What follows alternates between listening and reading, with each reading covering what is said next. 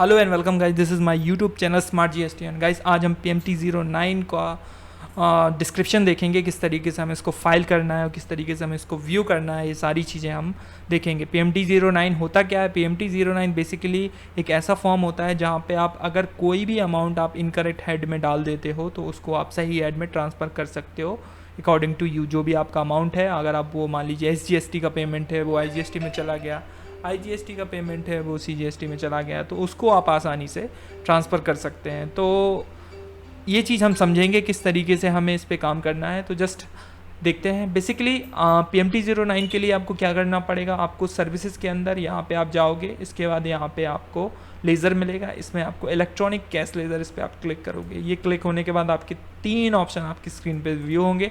इसमें से आपको फाइल GST PMT09 ये ऑप्शन चुनना पड़ेगा। आप इस पर क्लिक कर दीजिए। क्लिक करने के बाद कुछ ही देर में आपके सामने एक फॉर्म खुल जाएगा। उस फॉर्म में कुछ डिटेल्स होंगी, उसको हम फिल करेंगे, उसको हम समझेंगे किस तरीके से हमें ये करना है। तो जैसा कि आपकी स्क्रीन पे आप देख रहे हो, यहाँ पे आपके सामने एक सबसे पहला हुआ है कैश लेज़र बैलेंस। तो कैश लेज़र बैलेंस वो है जहाँ पे आपके पास कौन सा बैलेंस अवेलेबल है जो ऑलरेडी पड़ा हुआ है। तो यहाँ पे जैसा मैं देख रहा हूँ, यहाँ पे टैक्स मान लीजिए बैलेंस है, यहाँ पे 3000 रुपये डला हुआ है। इसमें मान लीजिए टोटल 6000 रुपये हमारे पास कैश बैलेंस है। इसमें से मान लीजिए कुछ बैलेंस हमको हमारा इसमें IGST में ट्रांसफ़र करना था या कुछ बैलेंस हमारा इंटरेस्ट में डालना था, वो चीज़ हम जानेंगे। और यहाँ पे cash laser balance preview update balance जब अपडेट हो जाएगा तो उसके पहले आपको दिखेगा, मतलब जो आप घटाओगे यहाँ से वो यहाँ पे रिफ्लेक्ट होगा। तो जस्ट मैं यहाँ पे देखता हूँ कि यहाँ पे ऐड रिकॉर्ड दिया हुआ है। ऐड रिकॉर्ड में आपके सामने यहाँ पे एक सिंपल सा फॉर्म है, इसमें कोई दिक्कत नहीं है। जस्ट आप यहाँ पे मेजर हेड, माइनर हेड ये है, इसमें आप मेनली ये फोकस करिए ट्रांसफ़र अमाउंट फ्रॉम और ट्रांसफ़र अमाउंट टू, मतलब कहाँ से कहाँ डालना है आपको। तो जस्ट हम चुनते हैं यहाँ पे हमारा मान लीजिए CGST का कोई बैलेंस है, वो टैक्स के अंदर है, हम चाहते हैं हम उसको IGST में मान लीजिए 1000 रुपये डाल दें। तो हमने यहाँ पे डाल दिया, ठीक है। इस IGST में हमारा मान लीजिए उसमें 50 रुपये हमारा इंटरेस्ट का था और बस बाकी ठीक है। इसको आप सेव कर दीजिए। सेव करने के बाद एक छोटा सा वार्निंग पूछेगा, इसमें कहेगा कि क्या वाकई में इसको ट्रांसफ़र करना चाहते हैं। तो बिल्कुल येस करना चाहते हैं तो ये रिकॉर्ड में ऐड हो जाएगा, ठीक है।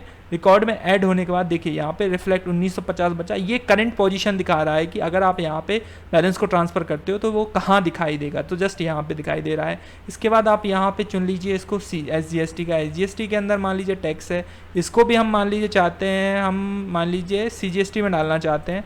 CGST में मान लीजिए हमने 500 रुपये डाले और इंटरेस्ट हमने 50 रुपये डाला और इसको हमने यहाँ पे सेव कर दिया। सेव करने के बाद ये रिकॉर्ड ऐड हो जाएगा।